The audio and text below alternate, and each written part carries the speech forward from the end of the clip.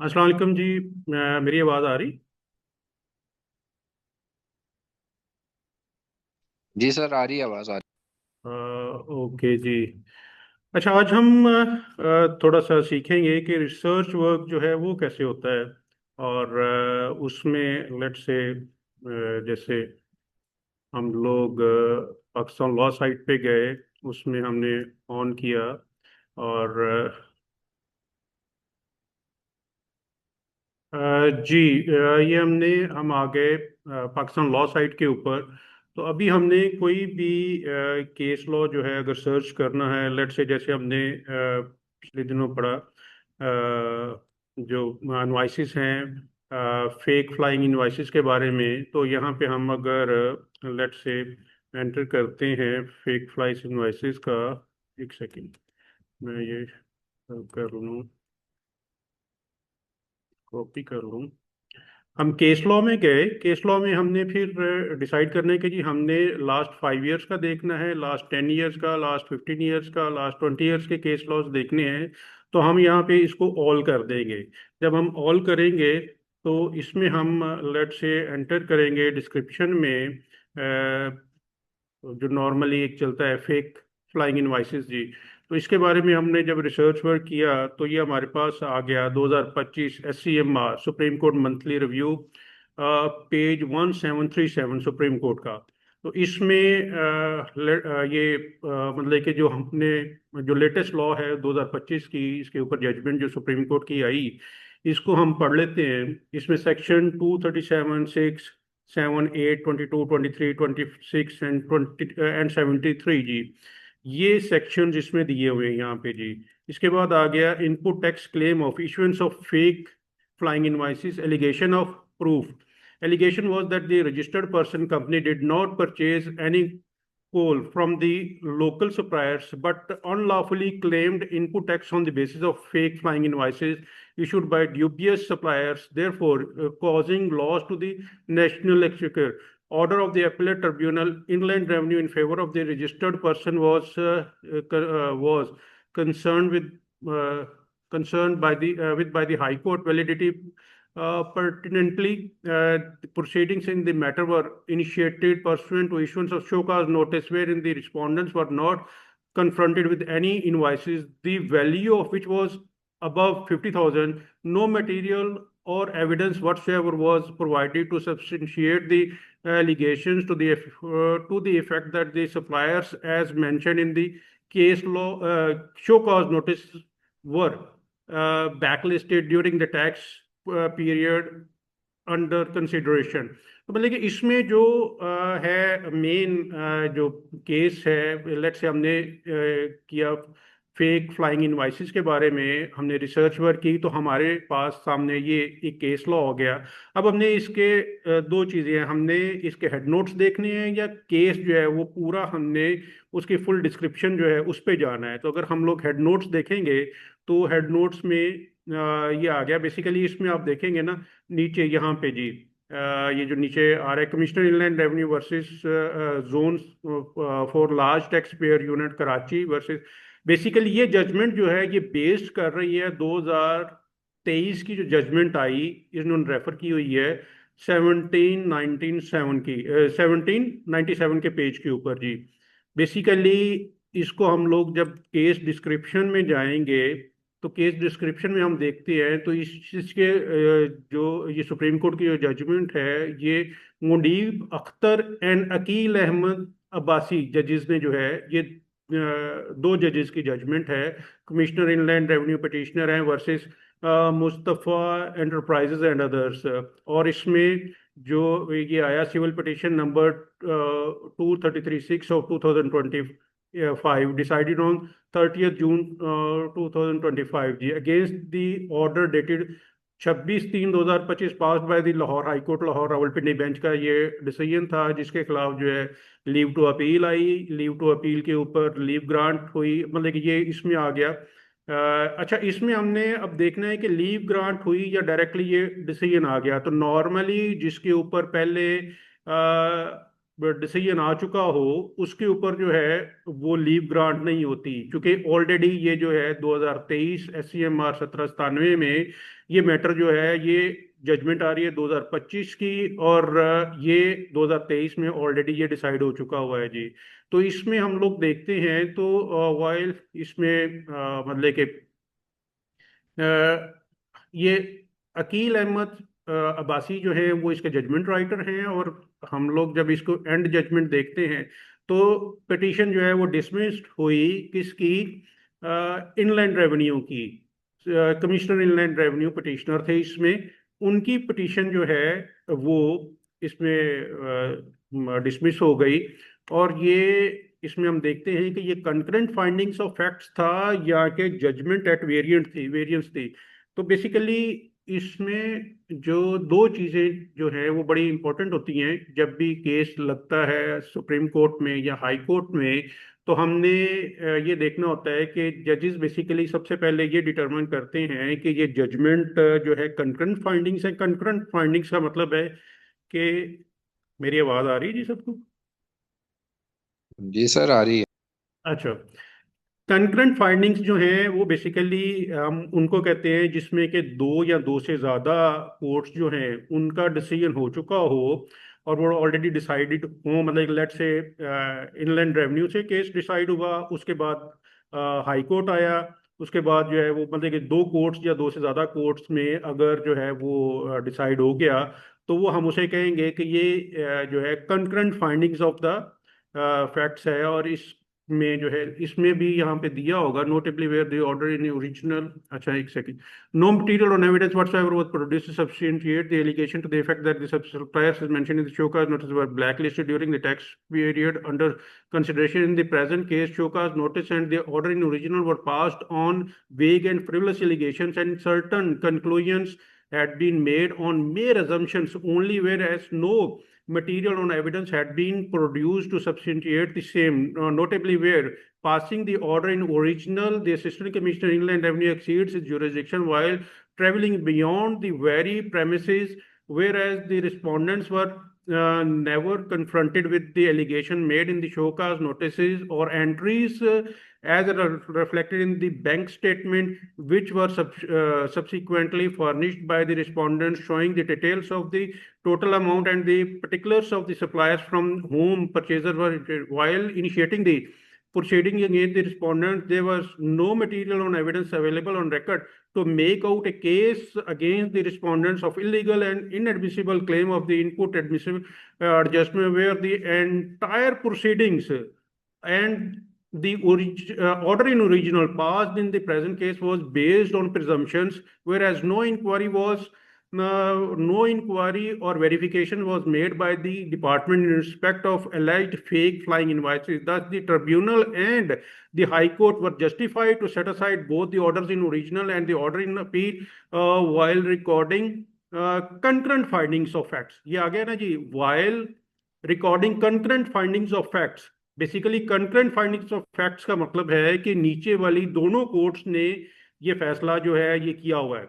मतलब कि ये जजमेंट एट वेरिएंस नहीं है, जजमेंट एट वेरिएंस नहीं, मतलब कि ये जो दोनों कोर्ट्स हैं उन्होंने ये फैसला जो है एक ही लाइंस के ऊपर किया।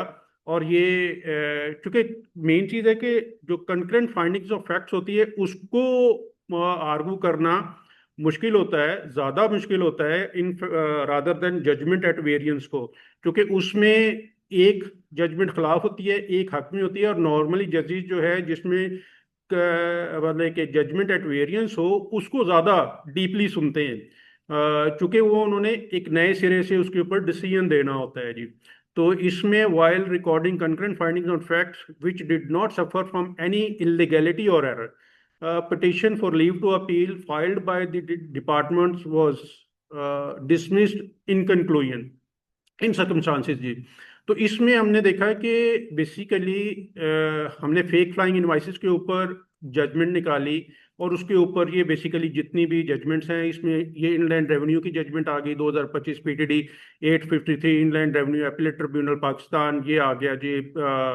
इसके ऊपर जब हम इसमें जाएंगे तो ये मतलब हेड नोट्स में जब हम जाएंगे तो इसमें हमें हेड नोट्स में बेसिकली जब मेन नोट्स में जो है वो हमें और उसके अंदर जो है ना जी जजमेंट नजर नहीं आ रही, जो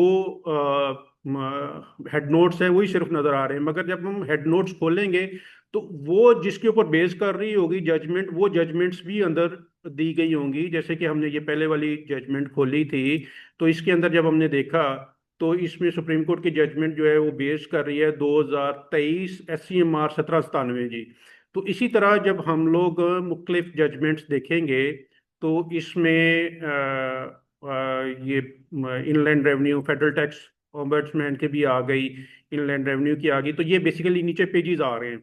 ये नीचे पेजेस में हमने देखा है कि फेक फ्लाइंग इनवाइसेस के ऊपर हमारे पास 3 पेजेस जो है ना जी वो आ रहे हैं। तो इसमें हमने इन 3 पेजेस को, अच्छा इसको आपने पढ़ना है और डीपली थोड़ा सा इसमें माइंड अप्लाई करना है, और इसी में से ही हमने अपनी ग्राउंड्स जो हैं वो लेनी होती है बेसिकली। जो हमारे ये जो जजमेंट्स हैं इनको आपने देखना है कि इसमें question of law, question of facts और जो लीगल फ्रेमवर्क्स है वो किस तरह का है।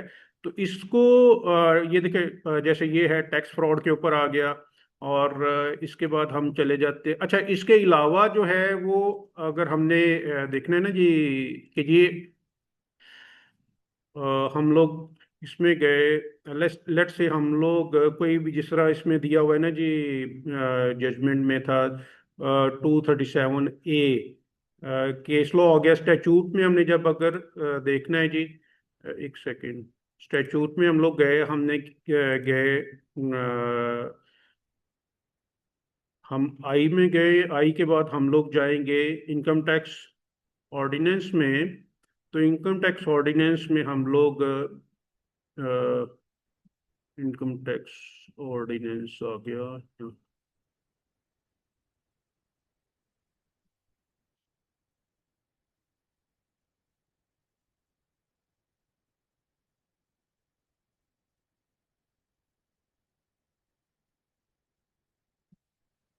ये आ गया इनकम टैक्स ऑर्डिनेंस 2001 जी। तो इसमें अच्छा सम टाइम हमारे, हमने चूंकि एक स्पेसिफिक सेक्शन के अंदर जब हमने रिसर्च करनी है ना जी, तो फिर हम लोग स्टैचूट में जाएंगे, और स्टैचूट के लेट से हमने सेक्शन नंबर 2 देखना है, या सेक्शन नंबर हम लोग 37 देखना है, कैपिटल गेन के ऊपर देखना है हमने। ठीक है, तो हमने अगर कैपिटल गेन को पढ़ना है तो हम लोग उसको इधर से, इसका ये capital gain subject to this ordinance a gain arises on the disposal of a capital gain. Basically अगर हमने जो एग्जैक्ट लॉ है वो पढ़ना है, बेयर एक्ट पढ़ना है, तो फिर हम लोग लेफ्ट साइड पे जो रीड का लिखा हुआ है सेक्शन, उसको क्लिक करेंगे तो हमारे पास यहाँ पे सेक्शंस की जो डेफिनेशन है वो सारी आ जाएगी, और इस सेक्शन में कौन कौन से केसेस आज तक आए हैं।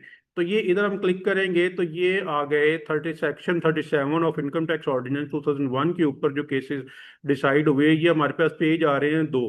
तो इसमें हमने पढ़ लेना है कि हमारे अपने केस के रेफरेंस के हिसाब से जो हमारी केस बनता है बेसिकली, उसमें हम लोग फिट हो रहे हैं कि नहीं हो गए। लेट से जैसे ये पिछले दिनों में मर्जर के ऊपर काफ़ी काम कर रहा था, तो ये मर्जर भी इसमें 37 में आ गया।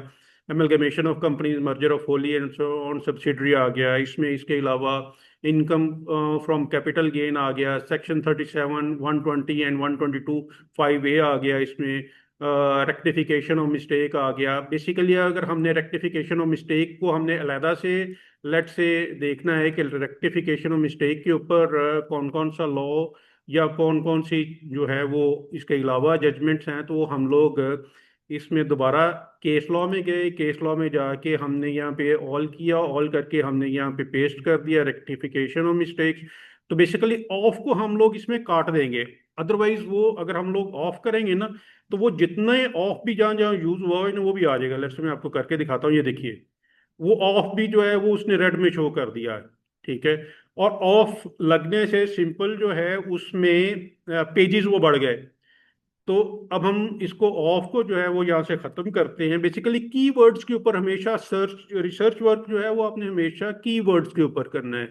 अब रेक्टिफिकेशन ऑफ मिस्टेक पूरा वर्ड नहीं लिखना जी, इसमें हमने लिखना है रेक्टिफिकेशन या मिस्टेक। रेक्टिफिकेशन मिस्टेक जब हमने लिखा तो अब ये इसमें जो है वो रेक्टिफिकेशन ऑफ मिस्टेक जो है, मतलब ऑफ सारे खत्म हो गए, तो अब रेक्टिफिकेशन ऑफ मिस्टेक आ गया।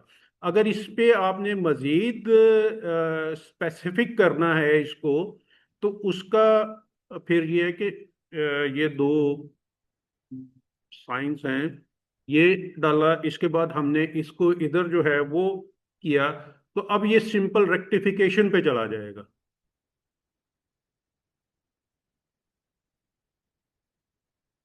ये मतलब कि अब 65 पेजेस आ गए, 1 to 65 पेजेस। अब उसने सिंपल रेक्टिफिकेशन जहां जहां पे यूज हुआ है ना ये वर्ड, उसको उठा लिया, मतलब हमने उसको लॉक कर दिया रेक्टिफिकेशन को, कि ये रेक्टिफिकेशन के ऊपर सिर्फ जो है हमने रिसर्च वर्क करनी है, तो रेक्टिफिकेशन के ऊपर आ गया। तो जैसे पहले था हमने रेक्टिफिकेशन और मिस्टेक, बेसिकली 2 या 3 जो की वर्ड्स हैं ना जी, उनके ऊपर हमेशा रिसर्च वर्क करनी चाहिए। 2 3 4 मतलब वर्ड्स चेंज करते जाएंगे तो वो आपके पास आता जाएगा, सेक्शन आ जाएगा, रेक्टिफिकेशन ऑफ मिस्टेक्स आ जाएगी, हाई कोर्ट सुप्रीम कोर्ट के आ जाएगा। अच्छा, इसके ऊपर लेट से हमने देखना है कि जी हमने सिर्फ सुप्रीम कोर्ट का देखना है, तो यहाँ पे हम सुप्रीम कोर्ट करेंगे। और इधर जो है हमने जब इसको टिक किया, तो ये सिर्फ सुप्रीम कोर्ट के जो केसेस आए वो 3, 1 से लेके 3 तक। अच्छा, एक चीज आपने याद रखनी है कि जब आपने हाई कोर्ट में जाना है, तो आपने कोशिश करनी है हाई कोर्ट और सुप्रीम कोर्ट की जजमेंट्स लेके जाएं। हाई कोर्ट की भी कोशिश करें डबल बेंच की जजमेंट लेके जाएं। अगर आपका सिंगल बेंच में केस लगा हुआ है, तो फिर आप डबल बेंच की जजमेंट को प्रेफर करें, क्योंकि सिंगल जजमेंट भी, सिंगल बेंच की भी ठीक है, मगर उसमें नॉर्मली समटाइम जो है वो सिंगल बेंच की जजमेंट सिंगल बेंच के ऊपर जो है वो बाइंडिंग नहीं होती। जो दूसरा जो सिंगल जज है वो अपनी इंडिपेंडेंट ओपिनियन दे सकता है। ठीक है, तो कोशिश करें कि यहाँ आप लेट से सुप्रीम कोर्ट में अगर गए हैं, तो सुप्रीम कोर्ट में आप हाई कोर्ट की जजमेंट्स नहीं पेश कर सकते, क्योंकि सुप्रीम कोर्ट में आपने सुप्रीम कोर्ट की ही जजमेंट्स लेके जानी है। अगर सुप्रीम कोर्ट में जाके आपने इनलैंड रेवेन्यू की वहाँ पे रेफर नहीं कर सकते, वहाँ पे जाके आप हाई कोर्ट की रेफर करेंगे, तो आपको थोड़ा सा एहतियात करनी चाहिए। आपको जजेस को बता देना चाहिए पहले कि जी हाई कोर्ट ने एक केस में इस तरह का व्यू ऑलरेडी लिया हुआ है। ठीक है, तो उसमें मतलब कि वो बता देना, सिंपल आप पढ़ दें और बाद में जजेस पूछे कि ये हाई कोर्ट की जजमेंट है कि सुप्रीम कोर्ट की जजमेंट है, तो वहां पे फिर आपकी जो है ना वो थोड़ा सा वो पोजीशन ऑकवर्ड हो जाती है। तो जजेस जो है वो बाज दफा डांट भी देते हैं कि जी आप हाई कोर्ट सुप्रीम कोर्ट में खड़े होके इनलैंड रेवेन्यू की जजमेंट पढ़ रहे हैं, या सुप्रीम कोर्ट में खड़े होके आप जो है वो हाई कोर्ट की जजमेंट्स का हवाला दे रहे हैं। तो ये आपने ज़रा जिस फॉरम के ऊपर हैं वो ख्याल करना है कि किस फॉरम के ऊपर है। लेट से हमने हाई कोर्ट की जजमेंट देखनी है, या हमने यहाँ पे गए हम लोग, लेट से हमने सिंपल हाई कोर्ट की जजमेंट्स देखते हैं कि लाहौर हाई कोर्ट की जजमेंट्स कौन कौन सी हैं इसमें। तो हमारे पास आ गई कि ये लाहौर हाई कोर्ट की 1 से लेके 5 की नंबर तक जो है ना ये लाहौर हाई कोर्ट की जजमेंट्स है। फिर हमने इसमें ढूंढना है कि हमारे जो जज, जो जिन जज साहब के पास लगा हुआ वो केस किन जज साहब का है। लेट से हम कहते हैं कि मोहम्मद साजिद महमूद सेठी साहब का, या आसिम हाफिज साहब, इन दोनों में से कौन से जजेस हैं। ठीक है, तो कोशिश करें कि जिस जज की जो ऑलरेडी अगर एक डिसाइडेड केस है और वो मैटर ऑलरेडी डिसाइड हो चुका हुआ है, तो कोशिश करें कि उन जजेस की जजमेंट्स जो है ना वो लेके जाएं। और मतलब कि ये बताने की जरूरत नहीं है कि जनाब आपने ऑलरेडी फैसला किया हुआ है।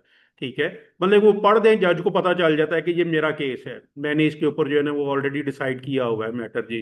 तो इस तरह से बेसिकली आपने थोड़ा सा जजमेंट्स को देखते हुए थोड़ा सा एक एहतियात करनी है, कि जी एक तो जो जजेस हैं वो कोशिश करनी है कि डबल बेंच की जजमेंट हो। डबल बेंच में अगर लगा हुआ है तो फिर कोशिश करें सुप्रीम कोर्ट की जजमेंट लेके जाएं। ठीक है, तो उसमें जो है वो काफ़ी एक बेनिफिट मिलता है। मतलब कि इसमें आपने अब ढूंढना है कि जी मेरे जज की कौन सी जजमेंट आई हुई है, या जिस जज के पास मेरा केस लगा हुआ है उसका है। तो वो आपको इसमें से हम लोग नॉर्मली ये जैसे ये 5 केस 5 पेजेस आ गए, जैसे शाहिद करीम साहब की ये जजमेंट है एंड मोहम्मद साजिद महमूद सेठी साहब की जजमेंट है। तो इसमें आप देख लें, मतलब कि बेंच कौन सा है जिस बेंच की लगी हुई है। तो उसमें, और लेट से इसको फर्दर हम देखते हैं कि हमने सिंध हाई कोर्ट में जाना है या कराची हाई कोर्ट में, कोयटा, पेशावर, और इस तरह से आप उसको जो है वो हाई कोर्ट वाइज भी सर्च कर सकते हैं। और उसके बाद फिर आपको SCMR, PLDS, SCMR है, MLD है, PTD है, PLC है, सर्विस मैटर्स हैं, लॉ, लेबर लॉज है, CLD है। CLD में नॉर्मली जो है वो कंपनी केसेस वगैरह आते हैं। तो इसमें आपने बेसिकली सुप्रीम कोर्ट का जो है वो नॉर्मली SCMR और PLD में ही आएगा। MLD में लेट से अगर हम देखते हैं तो MLD में जो है वो अब देखिए कि MLD में जो है वो सुप्रीम कोर्ट का केस कोई नहीं आया। MLD में लाहौर हाई कोर्ट का केस आया रेक्टिफिकेशन के ऊपर, मिस्टेक्स के ऊपर। इसी तरह से हम लोग जब देखते हैं कि इसमें YLR में भी जब हम देखेंगे तो YLR में भी सुप्रीम कोर्ट का केस नहीं आया कोई भी। ठीक है। और लेट से इधर से हम सुप्रीम कोर्ट कर भी देते हैं सिलेक्ट, और फिर भी हम करते हैं तो सुप्रीम कोर्ट का उसमें वो जीरो आ गया। ठीक है। तो इसलिए सुप्रीम कोर्ट का, हाई कोर्ट का रिसर्च वर्क करते हुए आपने ये जो कॉलम्स हैं जो रिसर्च के हैं, इसको आपने कोशिश करें ऑल के ऊपर कर लें, और इधर भी जो है वो सिलेक्ट बुक के ऊपर करें, तो ये जितने भी केस लॉस हैं वो सारे के सारे आ जाएंगे। अच्छा, इसमें पढ़ने का मेन बेनिफिट ये होता है कि कुछ केसेस ना आपने पढ़ने थे, ना आपने रिसर्च वर्क करना था, और जब आप देखते जा रहे हैं तो कुछ आपके केसेस जो है वो फ्यूचर के लिए तैयार हो रहे हैं जी। मतलब कि वो आपने ऐसे पढ़ने शुरू कर दिए, कई चीज़ें आ गई, और वो जब आप पढ़ते जाएंगे तो आपका एक बैक ऑफ माइंड में जो है ना वो चीज़ें स्टोर होती जाएंगी। तो इन्हीं में से ही बेसिकली लेट से हम कहते हैं कि जी कोई भी ऑर्डर जो है वो किसी की बैक के ऊपर पास नहीं किया जा सकता। No order can be pass at the back of the party. ठीक है। एक हम इसमें back of the party, back party, ठीक है, बैक, मतलब कि वो एक हम लोग नॉर्मली टर्म यूज करते हैं कि बैक ऑफ द पार्टी। तो इसमें बैक ऑफ पार्टी जो है वो इकट्ठा नहीं आएगा। तो इसमें आप देखें कि नोटिस पे हम अब नहीं आया, बैक पार्टी हमने किया तो नहीं आया, हम इसमें अंदर ऐड इन कर देंगे नोटिस। नोटिस, ठीक है। अब ये नोटिस के ऊपर आ गया। Show cause notice by competition commission of Pakistan selling of constitutional station maintainability whether extraordinary jurisdiction the high court can be determinately applied whether the injury is not, मतलब कि ये अब नोटिस और बैक ऑफ द पार्टी कर दिया तो वो एक स्पेसिफिक हो गया। ठीक है। तो इसमें आपके पेजेस जो है वो कम होते जाएंगे, पेज पहले ज्यादा थे, अब ये देखना अभी हम लोग देख नोटिस को यहाँ से काट देते हैं तो बैक पार्टी करेंगे तो केस ज्यादा आ जाएंगे, 67 पेजेस आ गए। अब हमने तो, हमें तो नोटिस नहीं दिया गया, और हमारा ऑर्डर जो है वो बैक ऑफ द पार्टी हो गया। तो notice back of the party, ठीक है। तो ये पेजेस 1 to 8 हो गए। तो इसके अलावा भी हमने देखना है, यहाँ से हम इसको स्पेसिफिक कर देते हैं कि हमने सिर्फ सुप्रीम कोर्ट के देखने हैं, तो ये सिर्फ 2 पेजेस रह गए। ठीक है। तो इसमें आपने कीवर्ड्स के ऊपर जब आप करेंगे और फिर उनको स्पेसिफिक करते जाएंगे तो वो ज़्यादा बेहतर हो जाएगा। अच्छा, इसके बाद जो है वो आ गए वर्ड्स एंड फ्रेजेस आ गए, और वह हमने अबॉलिश हो गया, एब्सकॉन्ड हो गया, अब्जॉर्प्शन हो गया, एक्सीडेंट हो गया। एक्सेप्ट के ऊपर हमने देखना है कि केस लॉ क्या है, अब्जॉर्प्शन के ऊपर हमने केस लॉ देखना है कि वो क्या है, act done under the ordinance, act of state, act of terrorism. ठीक है। एक्ट ऑफ टेररिज्म को डिफाइन, लेट से हम देखते हैं कि एक्ट ऑफ टेररिज्म को कहाँ डिफाइन किया गया। ये उसके ऊपर जजमेंट आ गई, act of terrorism. Act of terrorism words covers actions which caused or were calculated to cause alarm, fright, dread, panic, horror, and featherless। अच्छा, लेट्स से अभी अभी हम देखते हैं कि हमने एडजस्टमेंट के ऊपर जो है वो क्या केस लॉ आया, कितने केस लॉस हैं। स्पेसिफिक वर्ड्स के ऊपर हम देखते हैं, एडजस्टमेंट, मीनिंग, फ्रेज, ये उसके ऊपर यूज इन सर्कुलर, और ये वो सारा आ गया। ये एडजस्टमेंट नॉर्मली इनकम टैक्स के केसेस में होते हैं, तो यहाँ आपने देख रहे हैं कि ये इनकम टैक्स के केसेस जो है ना वो आ गए। और इसके अलावा भी एडजस्टमेंट कई केसेस में होगी, तो उसने वो दे दिए। अच्छा, इसके अलावा हम देख मतलब कि आप कीवर्ड्स इधर से भी चूज कर सकते हैं। ए से लेके जेड तक जो है वो दिए हुए हैं। लेट्स हम डब्ल्यू में देखते हैं, वैल्यू आ गया, इसके अलावा विलफुल आ गया, हम कहते हैं ना विलफुल डिफॉल्ट। ठीक है, तो ये हमने इधर से विलफुल डिफॉल्ट को देखा, तो विलफुल डिफॉल्ट के ऊपर जो है वो केस लॉज आ गए। तो इसमें अगर आप ए टू जी देख ले तो वो भी बेहतर है। मतलब आपने पहले अपना जो केस है, विदाउट प्रेजुडिस एक वर्ड यूज होता है, विद प्रेजुडिस और विदाउट प्रेजुडिस। ठीक है, मतलब कि विदाउट प्रेजुडिस में इनके हमने अपना जो केस करने का हक है वो महफूज रखा हुआ है। किसी भी डॉक्यूमेंट के ऊपर आपने स्पेशली बैंक के जो डॉक्यूमेंट्स हैं या उनके ऊपर देखा होगा कि अक्सर वो विदाउट प्रेजुडिस लिख देते हैं कि जी हमने अपना जो केस करने का हक है वो महफूज रखा हुआ है। तो हम विदाउट प्रेजुडिस का वर्ड्स एंड फ्रेजेस में देखते हैं, without prejudice and subject to all just exceptions. इसमें subject to all just exceptions is similar phrase without prejudice used in relation to negotiations, agreements, compromise, offer, or correspondence by parties in order to guard against any waiver of right of privilege। मतलब कि उन्होंने अपना जो guard to right है, guard to उन्होंने waiver है वो नहीं दिया, राइट ऑफ प्रिविलेज जो है वो उन्होंने अपने पास रखा, कायम रखा। तो इसके ऊपर मतलब कि ये रिटर्न ऑफ है, राइट ऑफ है, वर्कर है, वर्क है, फ्रेजेस है। इससे इसमें आपने देखा है कि ये ए टू जी जो है ना वो फ्रेजेस दिए हुए हैं। अच्छा, लीगल टर्म्स में आप आ जाते हैं, अबैटमेंट, अबडक्शन। अच्छा, उसमें भी लीगल टर्म, इसमें भी वर्ड्स एंड फ्रेजेस में दिया हुआ है। अच्छा, लीगल टर्म्स हम यूज करते हैं, abscondence of appeal, abatement of appeal, suit of abatement of suit, abduction. ठीक है, लेट्स से हम अबडक्शन के ऊपर देखते हैं, तो ये अबडक्शन के ऊपर केसेस आ गए।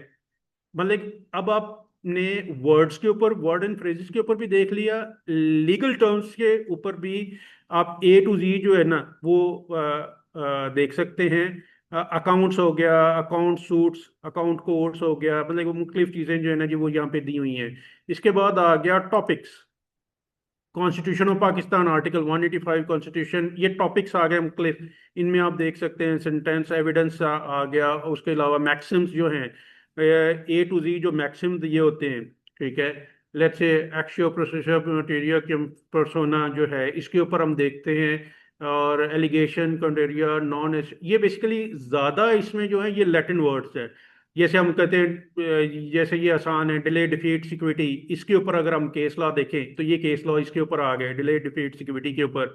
और generally special non journal words do not. अच्छा, इनको बोलते हुए भी ना कंफ्यूज नहीं होना, मैं आपको बताऊं, क्योंकि हमारी मदर लैंग्वेज नहीं है जी। ठीक है, तो equity aids the vigilant and not the indolent, delay defeat security, law favours vigilant and not the indolent. वो जो है ना जैसे वर्ड्स हो गए, कॉरम कॉरम नॉन जुडिस हो गया, या इस तरह के जो वर्ड्स हैं, इनको जिस तरह से भी प्रोनाउंस होता है ना बस पुठा सीधा प्रोनाउंस कर दे। ठीक है, और वो ये जज साहब से कहे कि जी ये इसके ऊपर ये मैक्सिम है, ये इसके ऊपर लॉ स्टेब्लिश हुआ हुआ है, ये इस मैक्सिम इस लॉ की ये वायलेशन है, इंटर आर्म्स लैग्स साइलेंट। ठीक है, और ये आ गया गवर्नमेंट ऑफ पंजाब के ऊपर ये इंटर आर्म्स, मतलब ये अगर कोई जजेस आपको रेफर करते हैं कि ये आप इस केस इसके ऊपर स्पेसिफिक मैक्सिम के ऊपर देख के आइएगा, तो वो मैक्सिम्स आपने इधर से जो है वो देख लेने हैं। और उन मैक्सिम्स के ऊपर जितना केस लॉ आया हुआ है ना जी वो देख लेना है, और उसको अकॉर्डिंगली अपने जो है आपका केस उसके हवाले से उसको थ्रैश आउट करके ले जाना है। और इसके ऊपर आ गया फिर प्रोफाइल, मतलब बाकी जो है वो इतने इंपॉर्टेंट नहीं है। बेसिकली ये आप होम में आ गए, होम में जब आएंगे केस लॉ आ गया, एडवांस केस सर्च आ गया, स्टैट्यूट सर्च आ गया। नॉर्मली जो ज़्यादा इसमें यूज़ होता है वो है case law. Advance advance search इतना यूज़ नहीं होता, स्टैट्यूट सर्च यूज़ होता है, कोर्ट वाइज सर्च जो है ये, और साइटेशन सर्च। लेट से हम साइटेशन सर्च में जाते हैं, तो जैसे हमने जो जजमेंट अपने फेक फ्लाइसेस इनवाइसेस के ऊपर पड़ी थी, वो थी 2023, उसका था SCMR था 1797, 1797 था जजमेंट थी वो सुप्रीम कोर्ट की, और हमने कलेक्ट किया SCMR। तो ये हमारे पास ये जजमेंट आ गई जी, इसको हमने अब व्यू करना है। तो ये हमने इसकी पूरी जजमेंट जो है ये खोल ली, और ये आप देखें ना कि ये जो जजमेंट है, ये 2023 की जो मेन जजमेंट है जो हमने पढ़ी थी, वो 2024 की थी, 25 की थी। तो ये 2023 की जो जजमेंट है 1797, ये बेसिकली तीन जजेस की जजमेंट है। यहाँ आप देखिए, उमर अता बंदयाल साहब हैं, चीफ जस्टिस आयशा मलिक साहिबा हैं, और अतर मीनुल्लाह साहब हैं। ये तीन जजेस की जजमेंट आ गई। अच्छा, जो 2025 की हमने देखी फेक फ्लाइंग इनवाइसेस के ऊपर, वो थी दो जजेस की जजमेंट जी। इसको जब हमने देखा तो ये तीन जजेस की जजमेंट है, मतलब कि ये जो है जब उस बेंच में लगी, तो आपको ये आइडिया होना चाहिए कि इस टॉपिक के ऊपर ऑलरेडी एक फुल कोर्ट जजमेंट मौजूद है, वो आप रेफर करेंगे। तो उन्होंने अब मतलब कि उससे बाहर नहीं निकलना। वो जो है बेंच है, मतलब कि वो उससे बाहर नहीं निकलेगा, क्योंकि वो ऑलरेडी उन्होंने जो है वो इसके ऊपर जजमेंट दी हुई है। और एक सेकंड, ही कहाँ गई? ये आ गई जी। मेरी आवाज भी आ रही किसी को कि नहीं आ रही? आ सोच रही है रहे आवाज तो थे। आ आवाज। रही है सर, आ रही है आवाज सर। आ, आ रही है, अच्छा जी। तो मैं भी शायद मैं, अच्छा जी, अब हम लोग जाते हैं इसमें। हम्म, अच्छा, हम लोग इसमें थे। अच्छा, इसमें आ गए हम लोग। अच्छा सॉरी, मैं एक और चीज़ बतानी थी आपको। 2023 1797, और सुप्रीम कोर्ट आ गया। ये आ गया, SCMR आ गया। इसमें सर्च किया। अच्छा, जब हमने जो 2025 वाली जजमेंट थी ना जी, जब हमने वो पढ़ी तो उसमें सिर्फ इस जजमेंट का हवाला दिया हुआ था, 2023 SCMR 1797। ये बेसिक जजमेंट है इस लॉ के इसके ऊपर जी, जो कंप्रिहेंसिवली डिसाइड हुई हुई है। अच्छा, इसको जब आप पढ़ेंगे तो आप इंटरप्रिटेशन ऑफ स्टैट्यूट में आएंगे, तो यहाँ पे देखिए कितनी जजमेंट्स दी हुई हैं इन्होंने। अच्छा, ये जजमेंट्स जो हैं ये सारी भी आपने कॉपीज निकलवा लेनी है। इनको पढ़ना है बैठ के कि इसके इसके ऊपर ये देखिए ना जी, कि interpretation of statute, physical statute, while interpreting physical statute the court looks to what is clearly said and there is no room for any indement, nor in there any equity about a tax. There is no presumption as to tax, and nothing was to be read or in or implied, and one could look fairly at the language used। मतलब कि ये जो interpretation of statute है, ये इसमें 1993 SCMR में decide हुआ है। इसके अलावा PLD 1964 सुप्रीम कोर्ट 113 में डिसाइड हुआ है। PLD 1965 सुप्रीम कोर्ट डिसाइड हुआ है। अच्छा, सुप्रीम कोर्ट जब भी डिसीजन देगा उसमें हाई कोर्ट की जजमेंट वो लिख सकता है, ठीक है। तो मतलब कि वो सुप्रीम कोर्ट के ऊपर तो कदगन नहीं है। मगर नॉर्मली जब हम हाई कोर्ट में जाते हैं तो हाई कोर्ट में भी होगी, मगर हाई कोर्ट की जजमेंट में आपको नॉर्मली जो है वो ट्रिब्यूनल की जजमेंट जो है इनलैंड रेवेन्यू की, उसके हवाले नहीं मिलते। तो बेसिकली एक हायर फॉरम जो है उसका एक जो एक इंटेग्रिटी है, या एक है, वो सारा एक डेकोरम जो है वो मतलब कि उसमें रखा जाता है। जैसे ये हम देखते हैं ना, constitution of Pakistan article 10A, right to fair trial, ये हम बहुत ज्यादा सुनते हैं। Right to fair trial, reverse onus on accuse, scope concept of reverse onus, planning the burden on the person against whom an allegation has been made runs contrary to the established principle of presumption of innocence. It is therefore for this reason that courts lead in favor of interpreting or reading down such provisions in an effort to safeguard the fundamental principle of fair trial।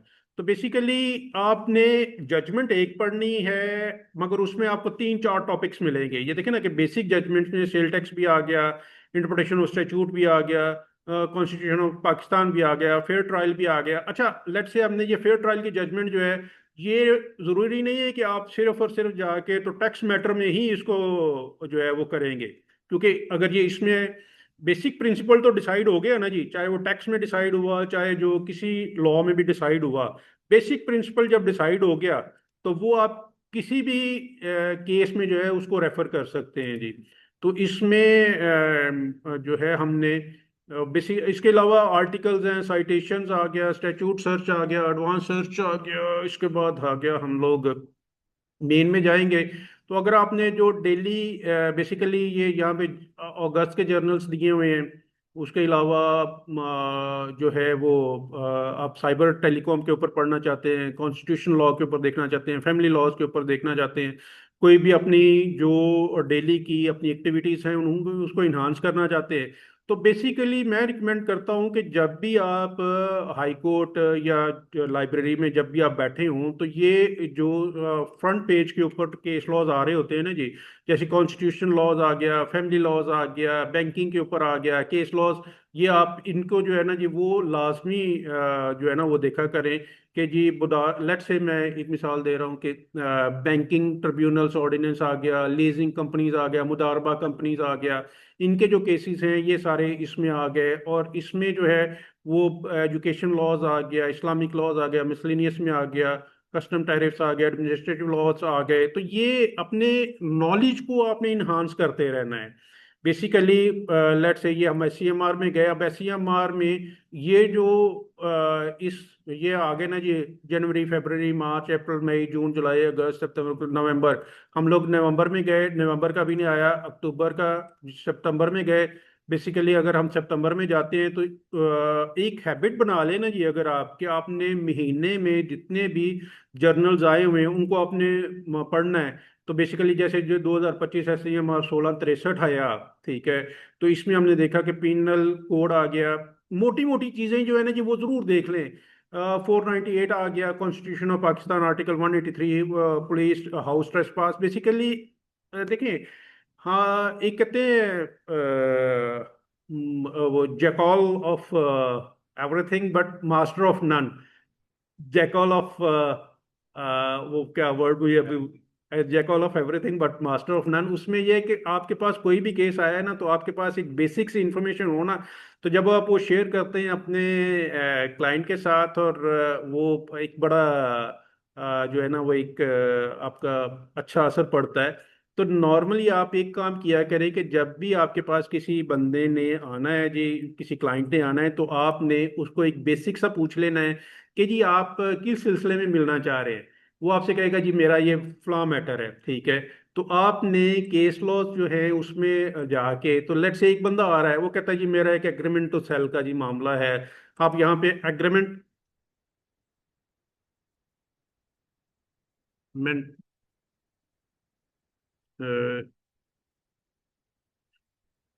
ठीक है, अब वो कहता है जी मेरा agreement तो cell मैंने किया हुआ है जी, उसके ऊपर जो है वो आप इसको सिंपल जो है ना जी, आप उसके आने से पहले आप एग्रीमेंट टू सेल इसको एक स्पेसिफिक कर दें आप कि जी एग्रीमेंट टू सेल के ऊपर ही मैंने देखना है, तो हमने टू भी साथ लगा दिया, तो हम सर्च में गए, तो आप एग्रीमेंट टू सेल के ऊपर जो है ना जी ये हमारे पास केस लॉज आ गए, 164 पेजेस आ गए हमारे पास एग्रीमेंट टू सेल के ऊपर। आप इसको सिंपल जो है, वो मैं अक्सर एक बात किया करता हूं कि आप पिछले 5 साल का अगर लॉ पढ़ लेना जी, आपको अगले 15 साल लॉ पढ़ने की जरूरत नहीं है, ये मेरी गारंटी है। मतलब कि अगर सिंपल आप एक दफा एक 5 साल का लॉ जो है वो जो एस्टेब्लिश हुआ है, अब देखे ना कि इसके अंदर हमने एग्रीमेंट टू सेल के ऊपर अगर हमने देखा तो विक्शन पिटीशन भी आ गई, उसके बाद लिमिटेशन एक्ट भी आ गया, लिमिटेशन के भी आ गया कि जी लिमिटेशन कितनी है इसके ऊपर, ठीक है, suit for specific performance of agreement to sell, cancellation of document declaration and injunction, ये आ गया, willingness of to perform agreement भी आ गया। अच्छा, ये मोटा मोटा जो है ना जी ये आप किसी भी क्लाइंट के आने से पहले अगर आप अपना स्पेसिफिक जो आपका है वो पढ़ लेते हैं ना जी, तो आप मतलब वो इन डेप्थ तो जब आप पढ़ेंगे या उसके डॉक्यूमेंट देखेंगे उस वक्त ही आप जाहिर है उससे डिस्कस करेंगे, मगर उससे जब आप पूछ लेंगे ना कि जी आप किस सिलसिले में मिलना चाह रहे हैं या क्या आपका टॉपिक क्या है या क्या चीज़ है, तो वो उसके बारे में आप मोटी मोटी चीज़ें जो है ना जी वो पढ़ लें। लेट से एक बंदा आता है वो कहता है ये मेरा नेशनल, एक मिसाल दे रहा हूँ, जैसे नेशनल अकाउंटेबिलिटी ऑर्डिनेंस आ गया सामने, करप्शन इन प्रैक्टिसेस आ गया, ठीक है, मतलब अगर आप क्रिमिनल लॉ क्रिमिनल का नहीं भी करते, ठीक है, बट प्रोपोजिशन ऐसी है कि सिविल भी इन्वॉल्व है, क्रिमिनल भी इन्वॉल्व है, ठीक है, तो आपने क्रिमिनल के बारे में भी देख लेना है, सिविल के बारे में भी देख लेना है। अच्छा, सिविल लॉ और जो है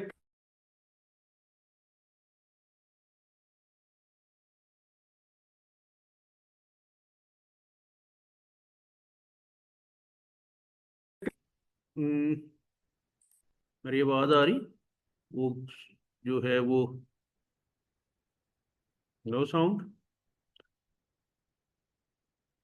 हेलो। आ रही है, बहुत आवाज आ रही आ रही है? अच्छा, मेरे इधर आ रहा था। अच्छा, उसमें मैं गुजारिश कर रहा था कि आपने लेट से एक मिसाल दे रहा हूँ कि क्रिमिनल लॉ और जो सिविल लॉ है वो साइड बाय साइड चल सकते हैं। तो मतलब वो आपने एक मोटा सा जो है ना जी वो एक देख लेनी है चीज़ें, वो आपको बेनिफिट उसका ज़रूर मिलेगा। अच्छा, इसकी और एक और चीज़ भी। अच्छा, ये यहाँ तक किसी का क्वेश्चन है तो मैं मुझे बताइए। मैं फर्दर जो है ना इसमें ग्राउंड्स ऑफ अपील जो है ना जी, वो एक मैंने मास्टर एक डॉक्यूमेंट एक प्रिपेयर किया है, उसके बारे में मैं फिर जो है ना जी वो बताता हूँ। इसमें कोई किसी का क्वेश्चन है तो मुझे बताइए।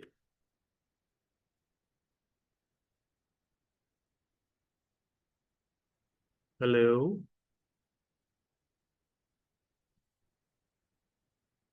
मेरा आवाज ख्याल आ है। रही है? जी जी, शफकत साहब आवाज आ रही है, बाकी सारे सो गए हैं। लगता है कि इनकी ना वो इनके अंदर नहीं रह गया तो जस्टिस पढ़ने का चीजों को आगे। हालांकि इनको ये नहीं पता कि ये क्लास सबसे इम्पोर्टेंट क्लास है। सही बात। तो इनको जो है ना। सर। डॉक्टर साहब बड़ी क्लैरिटी से पढ़ा रहे हैं तो सवाल बनता ही नहीं। अच्छा, सवाल ही नहीं बनता। अच्छा सवाल नहीं शफकत मतलब। शफकत साहब, ये तो आपकी बहुत बड़ी कामयाबी है। वो अलग बात है अच्छा कि जी। जनाबे वाला ये सोए हुए हैं, लेकिन बढ़ाते आप अच्छा। बाकी हैं। अच्छा, चले अब मैं इसको जो है ना जी ग्राउंड्स ऑफ अपील जो है वो हमने किस तरह से तैयार करनी है, और ग्राउंड्स ऑफ अपील में नॉर्मली कौन कौन सी ग्राउंड्स जो हैं वो सबसे ज़्यादा इंपॉर्टेंट होती है, वो मैं अब जो है ना जी वो डिफाइन करूँगा। और इसमें जो है ना जी अब हम लोग लेट से इसमें जो ग्राउंड्स ऑफ अपील में जो है ना जी वो हम लोग देखते हैं तो नॉर्मली आपने मतलब कि ये एक मैंने master list of grounds of appeal एक प्रिपेयर की है। इसमें जो है जी इंशाल्लाह ताला ये मैं शेयर भी कर लूँगा।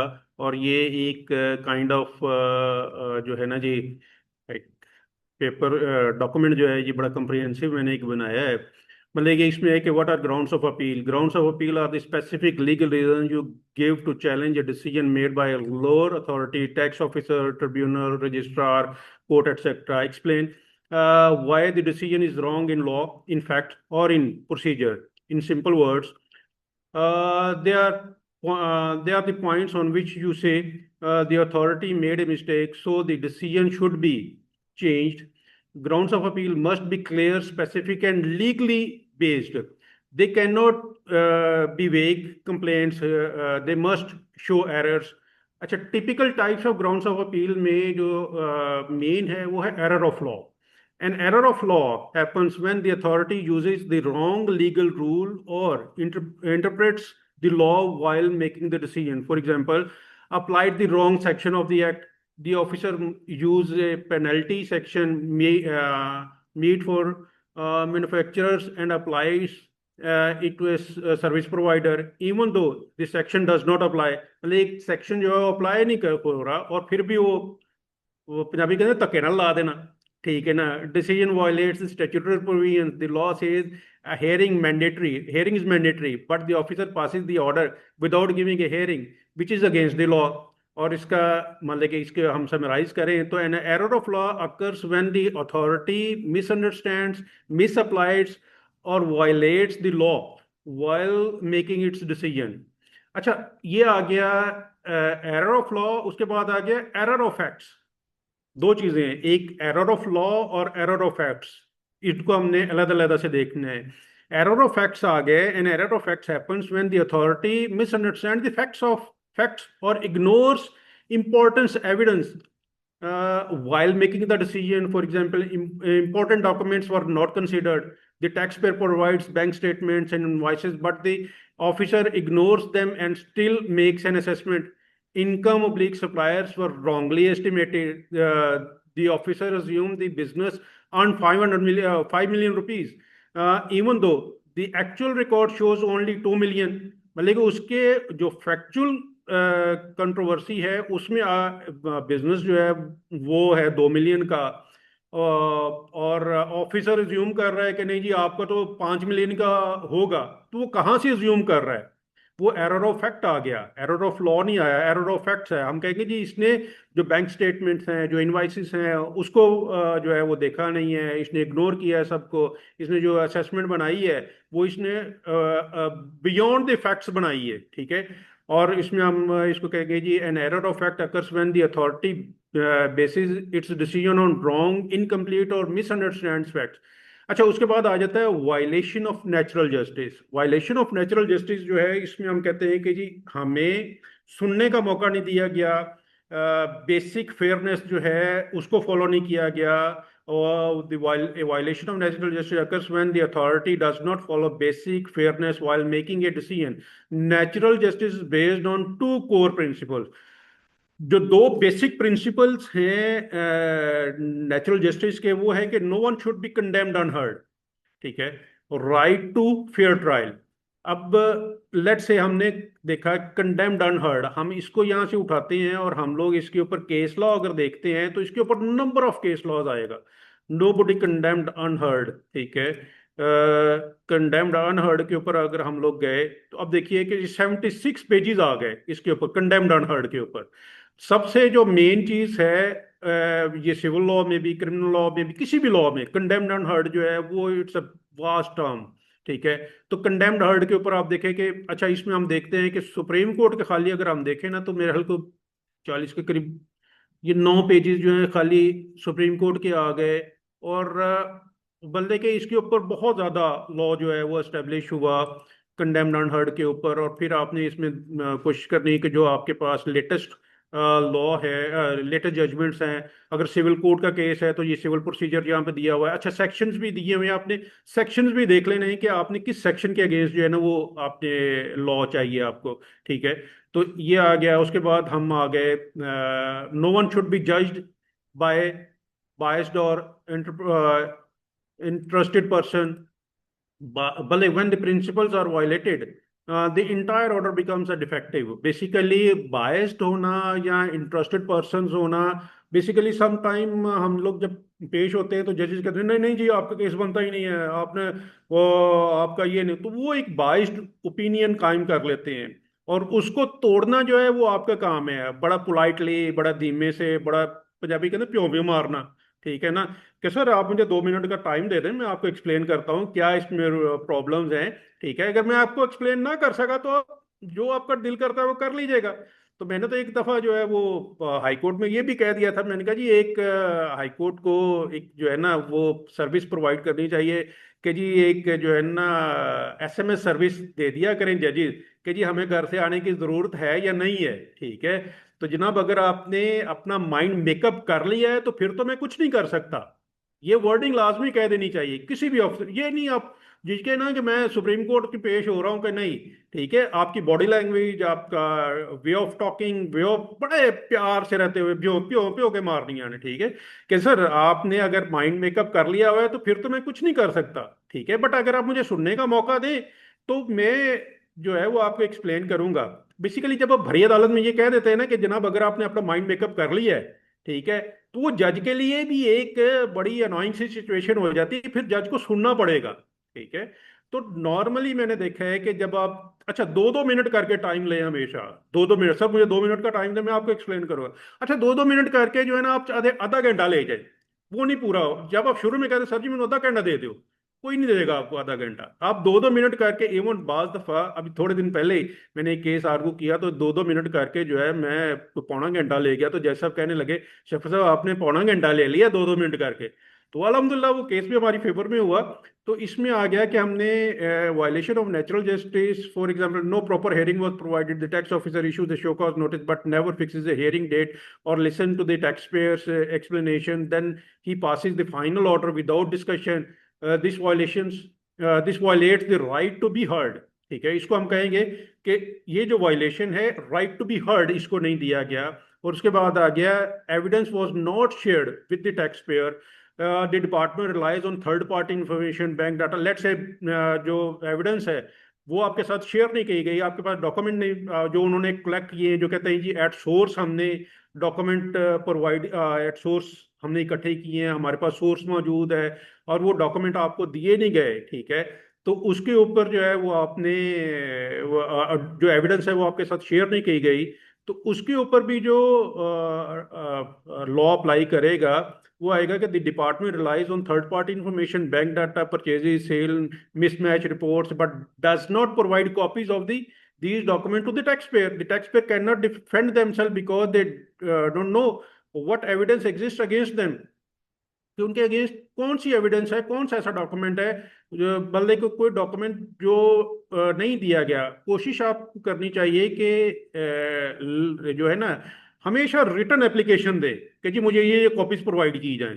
ठीक है, जब आप रिटर्न एप्लीकेशन देते हैं कि जी मुझे ये जो कॉपीज प्रोवाइड की जाएं और वो कॉपीज आपको प्रोवाइड नहीं की जाती, ठीक है, तो वो आपका ऑन रिकॉर्ड आ गया कि जी आपको ये कॉपीज प्रोवाइड नहीं की गई और आपने अगर उसके ऊपर डिसीजन दे देते हैं तो वो अगेंस्ट द लॉ होगा, वो अगेंस्ट द एविडेंस, मतलब वो आपके साथ एविडेंस शेयर ही नहीं की गई तो उसके ऊपर वो आ जाएगा। उसके बाद आ गया decision made without giving an opportunity to respond, मतलब कि आपको the officer collect material behind the tax payers back and immediately issues an adverse order without allowing tax payer to file a reply और clarifying the issues, मतलब आपको जो है जवाब देने का हक नहीं दिया गया, उसने जो है वो आपको डॉक्यूमेंट दे भी दिए, आपने उसका जवाब नहीं दिया, तो वो भी अगेंस्ट द लॉ आ जाएगा। This makes the order invalid due to unfairness. ठीक है, और इसके बाद आ गया कि based on pre decided attitude, ये जो हमने पहले भी बात की कि जी वो प्री डिसाइडेड एटीट्यूड जो होता है ऑफिसर्स का।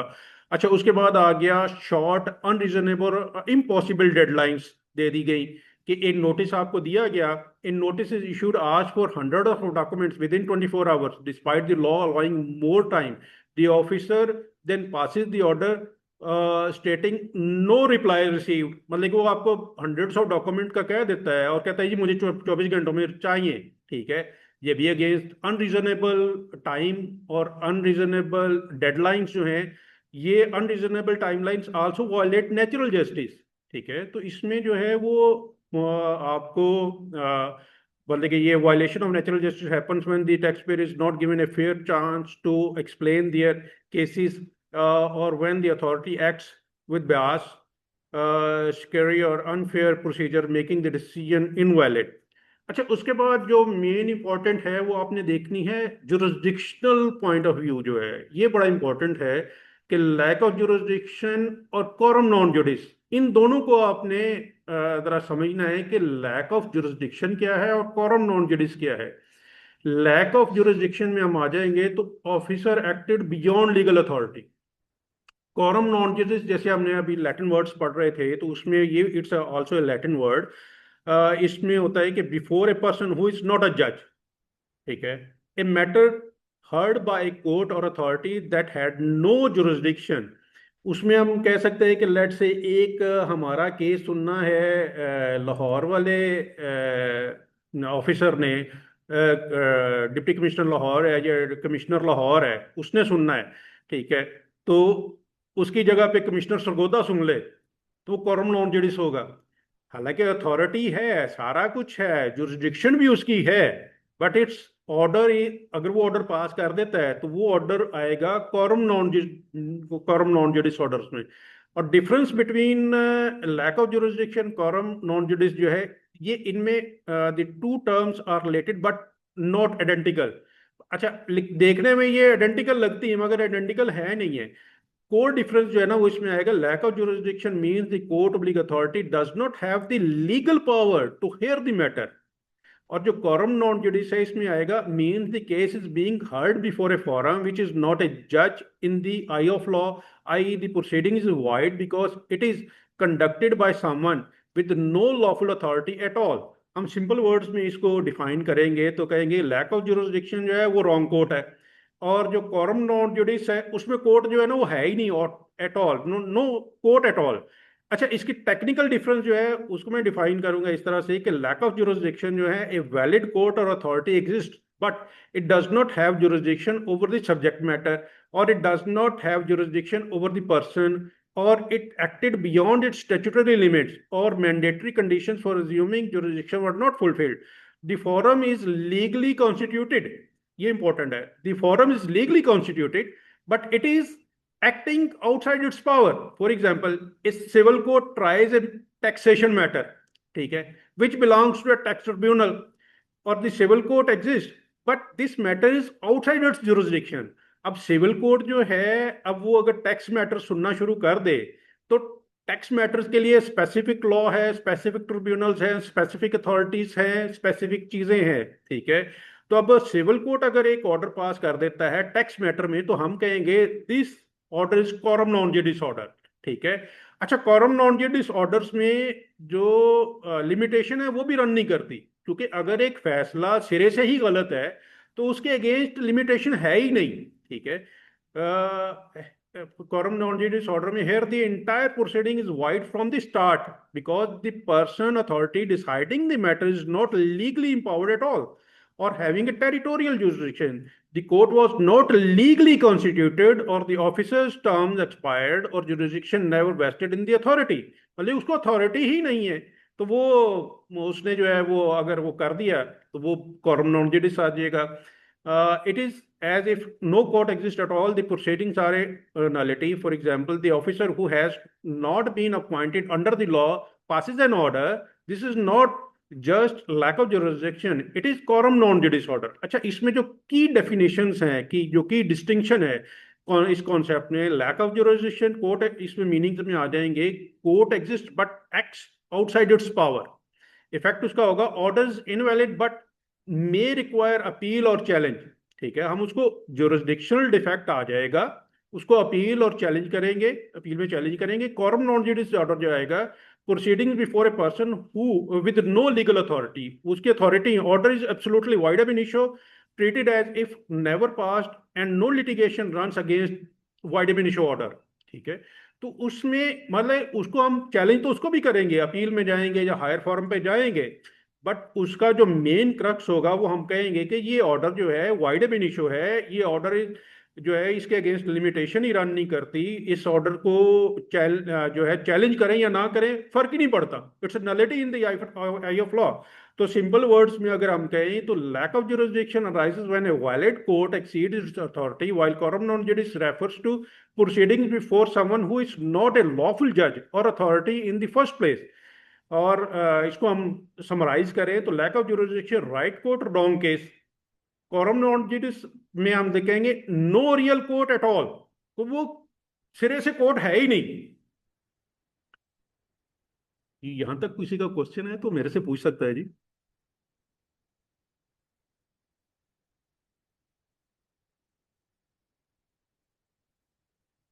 अच्छा जी, आवाज आ रही है?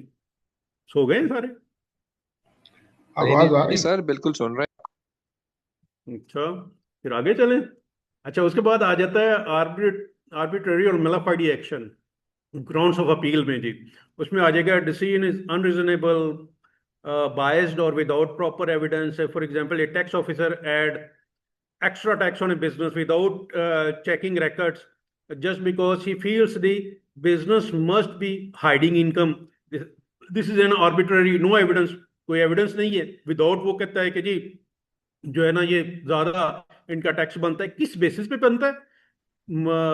आर्बिट्ररी कह रहा है, मतलब खुद अपने आप से अज्यूम कर रहा है. This is an arbitrary, no evidence. if he does it to pressure or punish the business, मतलब वो बेसिकली तो वो बिजनेस को पनिश करने के मुतरादिफ हो गया ना जी. It is mala fide, bad intention है उसकी. डिसीजन इज आर्बिट्ररी और mala fide when it is based on personal bias, no evidence और bad intention, not on law और फैक्ट्स. उसके बाद आ गया प्रोसीजरल इरेगुलरिटीज. ये इंपॉर्टेंट है कि प्रोसीजरल इरेगुलरिटीज है. Procedural irregularity means the authority did not follow the required legal procedure before making the decisions.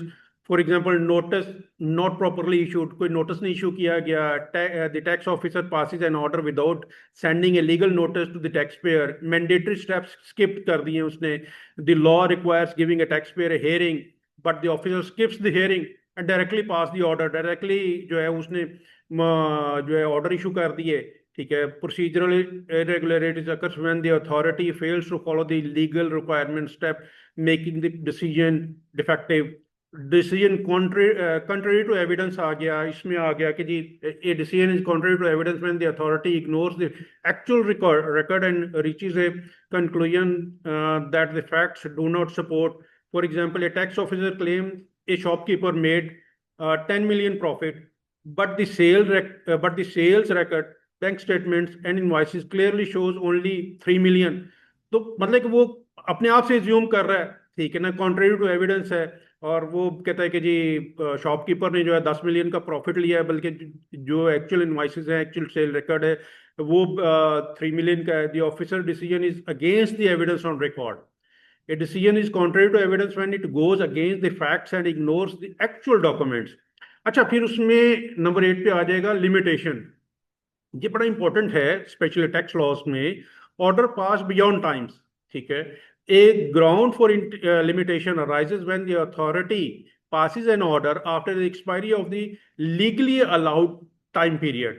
मतलब ये एक असेसमेंट जो है वो assessment completed after statutory deadlines. The law allows 120 days or any specific period to finalize the order, but the officer issues the order after the deadline, making it void. मतलब एक deadline जो दे दी गई law में कि जी इस deadline के ऊपर आपने 180 डेज 120 डेज, अच्छा उसमें भी अगर उसको इन्हांस करना है तो वैलिड रीजनिंग देनी होगी, स्पीकिंग ऑर्डर पास करना होगा, और उसके बाद जो है ना वो आएगी।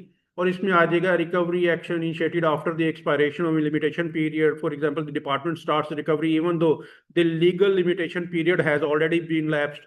मतलब वो लीगल पीरियड जो लैप्स हो गया तो वो limitation limit decision is barred by limitation which is when it is passed after the legally prescribed time, making it unlawful and unenforceable. तो बेसिकली अगर इस तरह की चीज़ है और इस तरह के लिमिटेशन पीरियड के बियॉन्ड जो है, मतलब टाइम पीरियड के बियॉन्ड अगर कर दिया गया है, तो इसके लिए तो आप डायरेक्टली रिट भी फाइल कर सकते हैं, डायरेक्टली हाई कोर्ट में भी जा सकते हैं, अंडर कॉन्स्टिट्यूशनल जुरिस्डिक्शन जो है वो इन्वोक कर सकते हैं हाई कोर्ट की। तो नॉर्मली जो हम लोग रिट जुरिस्डिक्शन में जाते हैं वो बेसिकली इसी तरह का जो स्पेसिफिक जो एक नज़र आ रहा होता है कि ये इस लॉ की वायलेशन है, एक मैंडेटरी प्रोविजन ऑफ लॉ जो है उसकी एक वायलेशन है, तो उसके अगेंस्ट जो है वो हमारी रिट जो है वो कम्पिटेंट होती है, बनती है। और नॉर्मली मोर देन 90% केसेस में रिलीफ भी मिलता है उसमें। और इसके बाद आ जाता है improper assumption of jurisdiction. This ground applies when the officer initiates proceeding without fulfilling conditions required to assume jurisdiction. For example, no valid notice issued. Jurisdiction to assessees begins only after a valid show cause notice, but the officer starts proceeding without issuing notice or with a defective notice. Prerequisites not satisfied. The law requires reason to believe approval from the higher authority or verification of records, but the officer ignore these steps and still starts proceeding. or wrong officer exercising powers. ये important है basically. Improper assumption of jurisdiction में एक let's say एक deputy commissioner है, वो states proceeding that मतलब एक जो है डिप्टी कमिश्नर है वो प्रोसीडिंग स्टार्ट कर देता है, हालांकि उसकी जगह पे जो कमिश्नर है वो लीगली ऑथोराइज है उसको इनिशिएट करने का।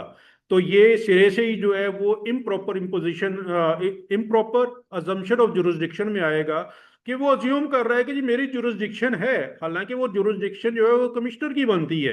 तो वो जो ऑर्डर होगा वो वाइड एब इशू होगा, वो वैलिड डॉक्यूमेंट नहीं होगा, और उसमें आ जाएगा मतलब improper assumption of jurisdiction when an officer illegally initiates है और assumes powers making the entire proceedings void. उसके बाद आ जाएगा मतलब कि नॉन स्पीकिंग ऑर्डर है, ऑर्डर विदाउट रीजन है। इसमें I non speaking order is an order that does not provide reason, does not discuss evidence and does not explain how the authority reached its conclusion. मतलब कि वेग चीजें बयान की जा रही हैं, मतलब कि उसमें कोई सिर पैर नहीं है, और उसमें ऐसी ऑर्डर पास कर दिया कि जो order merely state the final tax amount without explaining calculation or referring evidence, no discussion of taxpayers reply documents or objections. The officer simply writes the reply not acceptable.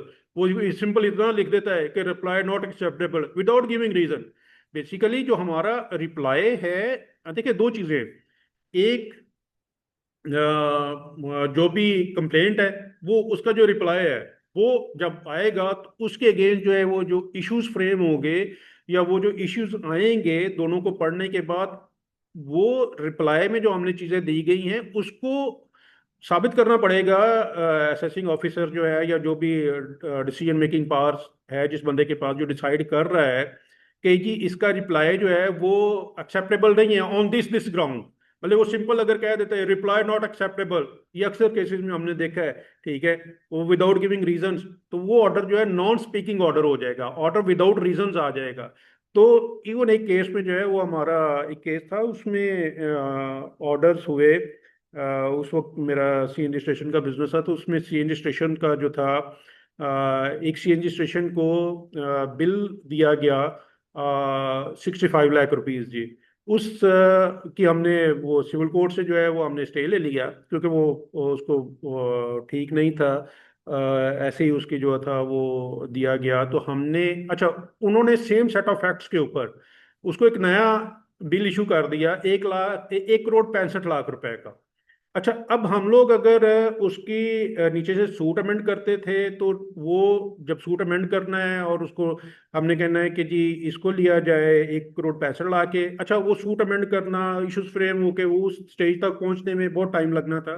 तो हमने constitutional jurisdiction जो है वो invoke की, high court की। अच्छा, normally होता है ये कि अगर आप सिविल, आपका नीचे जो है वो एक सूट पेंडिंग है, तो आप हाई कोर्ट में नहीं जा सकते। तो उसके हमने काफ़ी सारी अथॉरिटीज़ जो है वो इस पॉइंट के ऊपर निकाली कि अगर जो है स्पीडी और एफिशिएंट रेमेडी जो है अवेलेबल ना हो, तो फिर इवन सिविल कोर्ट में नीचे पेंडिंग भी हो तो फिर भी आप हाई कोर्ट में आ सकते हैं। उसमें हमने सिंपल इतनी जज साहब को रिक्वेस्ट की कि जी आप सिंपल जो है एसएनजीपीएल को जो है वो डायरेक्शन दे दें कि जी स्पीकिंग ऑर्डर पास कर दें, ठीक है। इसकी रीजन बता दें कि क्या है, इसकी रीजन क्या है कि जी एक जो है on the same set of facts आप 65 लाख रुपीज का बिल इशू करते हैं और on the same set of facts आप 1,65 करोड़ का बिल इशू कर देते हैं। अच्छा, वो जज साहब ने ऑर्डर कर दिए। वो ऑर्डर लेके हम लोग जो था एसएनजीपीएल चले गए, और जज साहब ने 3 दिन का टाइम दे दिया कि 3 दिन के अंदर इनकी जो है वो फाइनल हेयरिंग करके तो ऑर्डर पास किया जाए, speaking order. In the mean while इनकी गैस कनेक्शन ना काटा जाए। अच्छा, जब वो स्पीकिंग ऑर्डर पास करने पड़े, तो वो उनके पास स्पीकिंग ऑर्डर बनते ही नहीं थे और उन्होंने वो बिल जो है वो विड्रॉ कर लिया।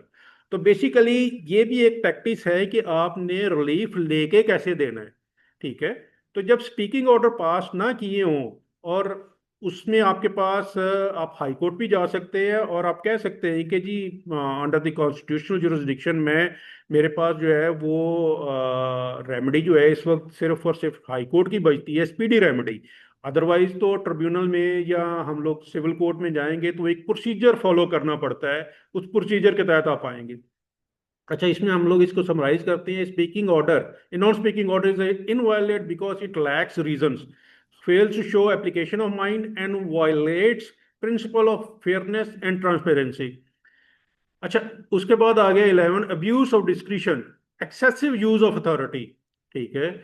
This occurs when the officer uses discretionary powers unreasonably or disproportionately, for example imposing the maximum penalty despite minor or unintentional non-compliance। मतलब उसने फुल डोज दे दी जी, मतलब कि बंदे ने सीधा फाइल आ दिता उन्हें, ठीक है, हालांकि वो कोई माफी तलाफी हो सकती थी।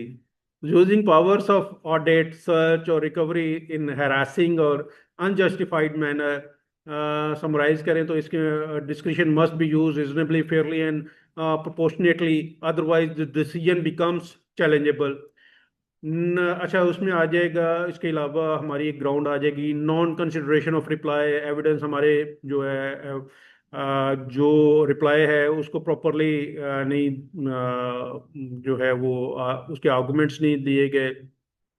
अच्छा, समटाइम यहाँ पे आपको हो ना कि मेरे आर्गुमेंट्स जो हैं वो नहीं लिए जाएंगे, तो रिटर्न आर्गुमेंट्स दे दें, अंदर सारा लॉ लिख के अपने आर्गुमेंट्स को आप प्रॉपरली डिफाइन करके आप सिंपल कोशिश करें 2 पेजर आर्गुमेंट्स जो है वो बनाएं। उसमें जो लॉ है वो देते जाएं और जो भले सिंपल फैक्ट्स लिखें, लॉ कि जो आपकी अथॉरिटीज़ है उसको एक्सप्लेन करें और बताएं कि जी इन इन अथॉरिटीज़ के अगेंस्ट जो है मतलब कि ये इन अथॉरिटीज़ की वजह से हमारा केस बनता है, चीज़ें बनती है। मतलब कि वो आप हम लोग अक्सर जो है ना वो करते हैं कि रिटर्न आर्गूमेंट्स दे देते हैं। बेसिकली रिटर्न आर्गूमेंट्स का फ़ायदा ये होता है कि जब आपका केस अपील में जाएगा तो आप कह सकते हैं कि ये मेरे आर्गूमेंट्स दिए हुए हैं, ये जज साहब ने इन आर्गूमेंट्स को कंसिडर ही नहीं किया। ठीक है, तो आपका अपील का केस जो है वो स्ट्रॉन्ग बन जाएगा। ठीक है, मतलब इसमें जैसे लेट से हमने for example tax payer submits invoices, ledgers, bank statement, but the order does not mention any of them. ठीक है, the officer writes reply unsatisfactory without evaluating the actual content. ठीक है, तो उसमें जब आपने ऑलरेडी रिटर्न आर्गूमेंट्स में सारी चीजें दी होंगी तो नॉर्मली जजेस को निकलना मुश्किल हो जाता है। जब हम देखते हैं ना कि जज साहब जो है वो अपनी पटड़ी से उतर रहे हैं तो हम नॉर्मली उसमें रिटर्न आर्गूमेंट्स दे देते हैं। इवन ये कुछ दिन पहले मैंने हाई कोर्ट में भी रिटर्न आर्गूमेंट्स जो हैं वो दिए हैं, और उसमें भी मैंने जो है वो पूरे प्रॉपरली जो है वो सारी अथॉरिटीज और ये सारी चीज़ें साथ लगा के तो उसको अच्छा उसके साथ फिर मैंने प्रॉपर जो है वो लिस्ट ऑफ बुक्स और लिस्ट ऑफ जो है सारी नीचे जो है अपनी जितनी भी जजमेंट्स हैं वो सारी की लगा के और वो सारी जो है वो एक इन क्रोनोलॉजिकल ऑर्डर में उसको बना के पूरा सेट बना के वो जज साहब को दिया, और उसका एक प्रॉपर सेट जो है अपने पास भी रखा। और अच्छा इसमें फिर फर्दर आ जाते हैं मिसइंटरप्रिटेशन ऑफ फैक्ट्स और law. The authority misread the law और interprets facts incorrectly leading to flaw conclusion. For example, treating exempt goods as taxable due to wrong understanding of the schedule, misreading turnovers figures and applying the wrong tax rates.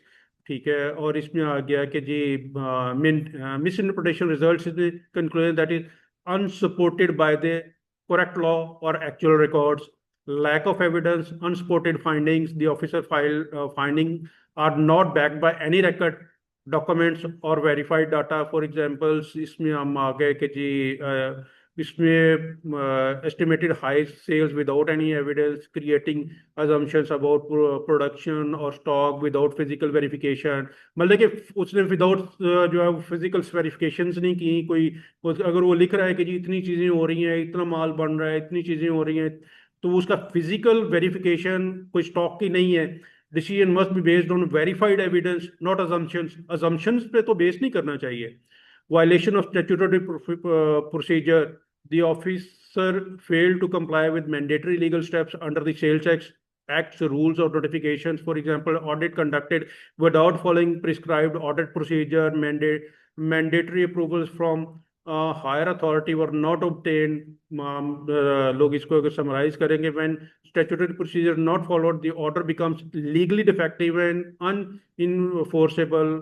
और हम अगर पूरे ये जो अभी हमने पढ़ा इसको अगर समराइज करें तो grounds of appeal are the clear specific legal reasons demonstrating how the order of the authority is incorrect in law, incorrect on facts, passed without jurisdiction और in violation of procedural fairness.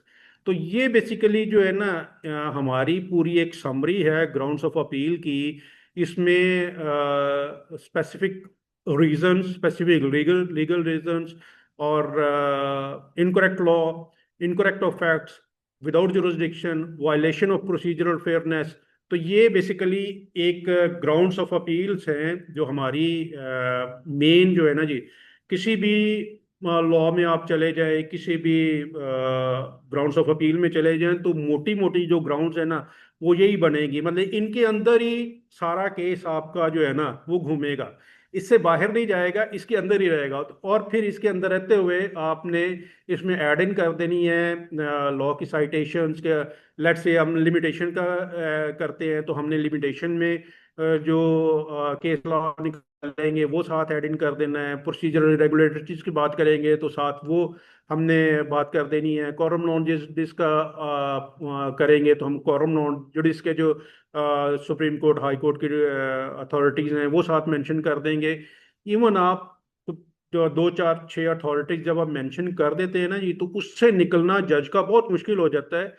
अक्सर मैं कहता होता हूँ कि जो अच्छा decision है उसके पीछे पीछे जो है अच्छे एडवोकेट का होना बहुत ज़रूरी है। हम अगर अच्छा डिसीजन आया है ना, किसी भी जज ने अच्छा डिसीजन दिया है तो उसके पीछे जरूर अच्छा वकील होगा। जागते पे हो?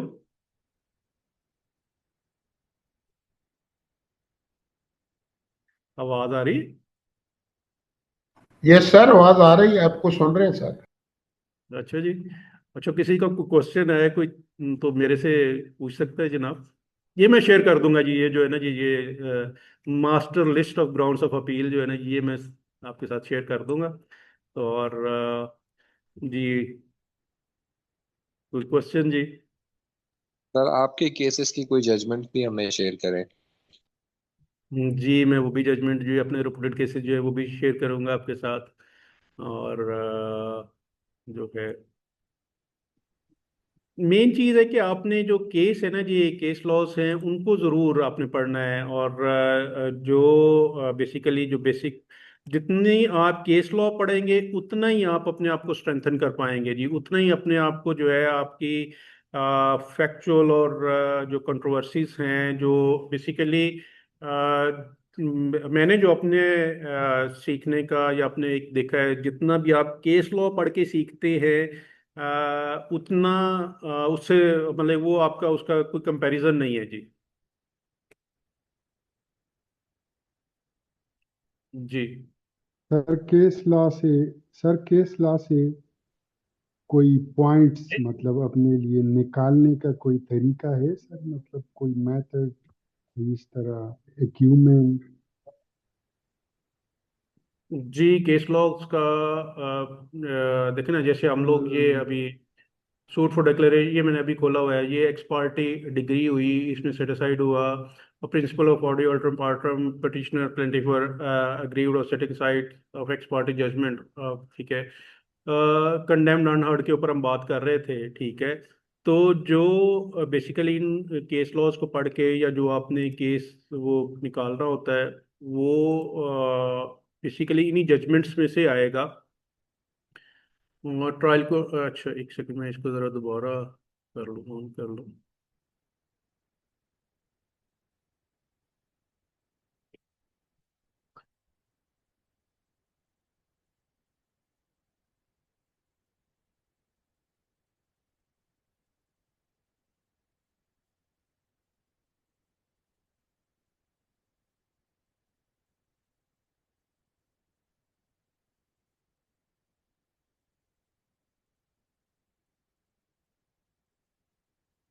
बेसिकली जो मेन चीज़ है जी, जब आप ये केस लॉज पढ़ते जाएंगे और उसमें से जो है आप चीज़ें अपनी बनाते जाएंगे, तो बेसिकली यही जो जैसे हमने पढ़ा कि जी कोई ऑर्डर जो है वो बैक ऑफ द पार्टी नहीं हो सकता, स्पेसिफिकली लीगल रीजन होने चाहिए, एरर ऑफ लॉ हो गया, एरर ऑफ फैक्ट्स हो गया।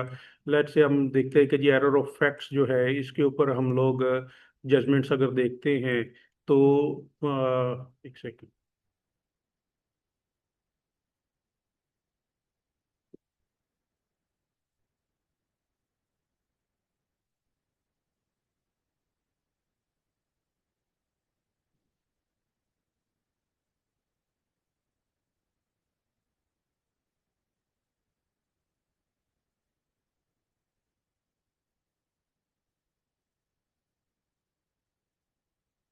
मतलब देखिए ना, ये फैक्चुअल एरर आ गया, मतलब बेसिकली किसी भी वर्ड के ऊपर अगर आप सर्च करना चाहें तो आपको ये हो नहीं। अच्छा, मेरा एक बड़ा फर्म बिलीव है कि ये हो नहीं सकता है कि इससे पहले सोसाइटी में इस तरह का केस ना आया हो।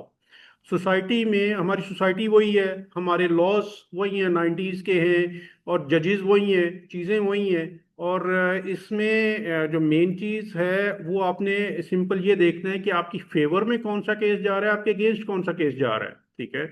आपने basically high court supreme court का बेसिकली आपने अपने जो केस के आपके फैक्ट्स हैं उसके मुताबिक जो है वो आपने, क्योंकि हर केस के फैक्ट्स जो हैं वो अलग अलग है। जो आपके फैक्ट्स के ज़्यादा नज़दीक केस होगा या जो आपके बिल्कुल फैक्ट्स के मुताबिक होगा, समटाइम बड़ी नॉर्मली ऐसी जजमेंट्स मिल जाती हैं जो कि आपके वो विद ऑल फोर्स जो है, विद ऑल फोर कॉर्नर्स जो हैं वो अप्लाई कर रही होती हैं।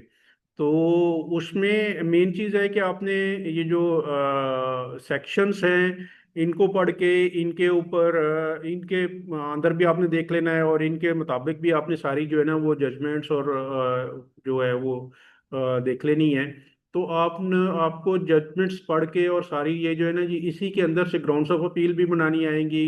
मेन चीज़ है कि आपको ये जितना आप इनके बारे में पढ़ेंगे, केस लॉ देखेंगे, उतना ही ये आपके लिए बेनिफिशियल होगा जी। सर जितने जी फैक्ट सिमिलर्स होंगे, जितने फैक्ट जी सिमिलर्स होंगे, सर मेरा मतलब है कि जितने फैक्ट सिमिलर्स होंगे केस लॉ के, उतने ही जो है ना वो इफेक्टिव होगा, उतना ही हमारे लिए हमारे हक में होगा। बेसिकली फैक्ट्स को आपने इतना नहीं देखना। मेन चीज है कि जो आपने फैक्ट्स हैं, देखिए फैक्ट्स तो मेन हाई कोर्ट में या जब आप जाएंगे ना ये ट्रिब्यूनल में जाएंगे, तो वहाँ पे basically question of law and question of facts जो है ना जी वो आपकी कमांड जो है ना वो बेसिकली लॉ के ऊपर ज्यादा होनी चाहिए। बेसिक जो है जो है ना जी लीगल आपकी बाइंडिंग जो है ना जी आपकी अप्रोच, वो क्लैरिटी होनी चाहिए आपको। फैक्ट्स जो हैं वो तो अब मान लें कि हर केस के अलग अलग होते हैं, मगर जो मेन उसके केस लॉस हैं या जो मेन रूल्स ऑफ लॉस हैं या गेम ऑफ रूल्स है, वो हर केस की मतलब कि वो सेम अप्लाई कर रहे होंगे। मतलब कि उसमें ये नहीं है कि आपने बिल्कुल 100% अपने फैक्ट्स के मुताबिक आपको केस लॉ मिलेगा, तो नहीं। बेसिकली जो आप केस लॉ देखते हैं वो प्रिंसिपल ऑफ लॉज के ऊपर देख रहे होते हैं जी। ठीक है सर, सर थैंक यू।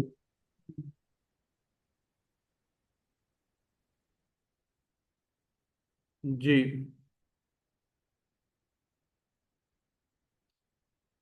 तो आपको कोई फायदा हुआ जी ये केस लॉ और पाकिस्तान लॉ साइट और इसका सबका जी, कोई क्लैरिटी जी आई? जी सर, बहुत बहुत सर, बहुत सर, काइंडली सर ये अपने नोट्स शेयर कर दें सर, ये हमारे लिए जी बिल्कुल रेफरेंस पॉइंट्स। जी वो मैं शेयर कर देता हूँ।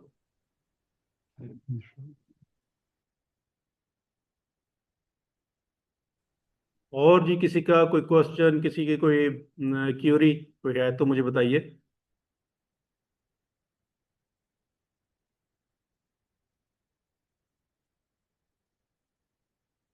जाग रहे के सो गए सब? जजाकल्ला सर, आपने बड़ी मेहनत से पढ़ाया, बहुत शुक्रिया, और बड़ा थैंक यू जबरदस्त सर। समझ आया। बस आपने हिम्मत करनी है, और जो है ना जी जब भी आपने मैं एक चीज आपको बताऊं, कोई नहीं खाता जी, ठीक है? कोई बंदा ना, कोई जज जो है, आप सिंपल अच्छे तरीके से, अच्छे अल्फाज के साथ जो है ना पेशेंस के साथ आर्गू करें केस, और अपने केस को फॉर एंड अगेंस्ट लॉ देख के जाएं। कम से कम जो है आप 5 साल का पुराना जो लॉ है ना जी, मतलब कि वो जरूर देख के जाएं जब भी आपने केस आर्गू करना है ना जी। एक तो आपका आपके जो फैक्ट्स हैं वो आपके फिंगर टिप्स पे होने चाहिए। जब आपके फिंगर टिप्स पे आपके आ जाएंगे ना जी चीजें, मतलब आपको बार बार ना फाइल खोलनी ना पड़े। हम इसे कहते हैं फोटोजेनिक मेमोरी जी। जितनी आपकी फोटोजेनिक मेमोरी जो है वो इन्हांस करेंगे आप अपनी, उतना आपको बेनिफिट मिलेगा। और जितना आप जो है वो आपके फैक्ट्स के ऊपर आपकी जितनी कमांड होगी, वो सबसे ज्यादा इंपॉर्टेंट है। मतलब कि बेसिकली आपने ये नहीं करना कि अगर जज साहब ने कोई सवाल पूछ लिया है तो वो आप कहे कि जी मुझे नहीं पता, ये आप फाइल देखना शुरू कर दें, फाइल के पेजेस जो है वो पलटना शुरू कर दें। तो आपको आपका जो केस है वो फिंगर टिप्स पे जो है वो होना चाहिए। और मतलब कि आपकी एक फोटोजेनिक मेमोरी इतनी तेज होनी चाहिए कि आपको पता हो कि ये पेज जो है ये फलां जो है फाइल के फलां सफ़े के ऊपर इसका जवाब मौजूद है। तो आप फौरी खोल के तो जज साहब को मतलब कि वो जो है वो करे। अच्छा, कोई चीज़ अगर नहीं भी आती ना जी, तो उसके बारे में भी परेशान नहीं होना। टाइम लें जज साहब से, टाइम लें और उनसे कहें कि जी मैं आपको इसके ऊपर फर्दर जो है वो आपको गाइड करूंगा, मैं फर्दर जो है वो आपको इसके ऊपर जो है वो इंशाल्लाह ताला आपको डिस्कस मतलब केस लॉ पढ़ के आपको रिसर्च वर्क करके बताऊंगा। ठीक है? और टाइम लेके करें वो ज़्यादा बेहतर होता है। ठीक है जी। जी सर, यही मैं आपसे पूछने वाला था सर कि अगर आपको पता ना हो तो फिर क्या करें। वो फिर आखिर में आपने खुद ही जवाब दिया कि नहीं, टाइम आप टाइम लीजिए, अगर आपको पता नहीं है आप सिंपल, अच्छा कोई परेशानी वाली बात नहीं होती कि कोई वो नहीं होना, परेशान नहीं होना कि जी जज साहब पूछ लेंगे तो क्या हो जाएगा, ठीक है ना, या मैं जज साहब से पूछ लूंगा तो क्या हो जाएगा। इस चीज के बारे में कभी आपने परेशान नहीं होना, ना ही ये कभी बोलेगा अगर तो किसी चीज का पता है तो डायरेक्टली बता दें कि जी मुझे पता है, अगर नहीं पता तो डायरेक्टली कर दें कि जी ठीक है सर, मैं इसको आपको जो है ना वो मुझे एक शॉर्ट डेट दे दें, चाहे 2 दिन की दे दें, 4 दिन की दे दें, मैं आपको जो है ना वो नेक्स्ट डेट के ऊपर इसको प्रॉपरली आर्गू करूंगा।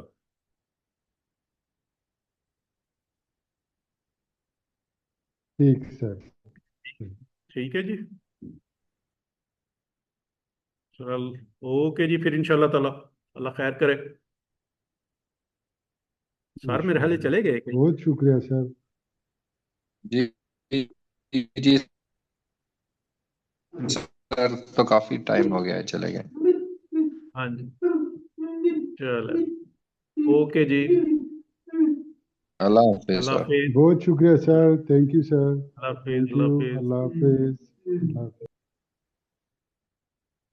अल्लाह हाफिज सर जी। ओके।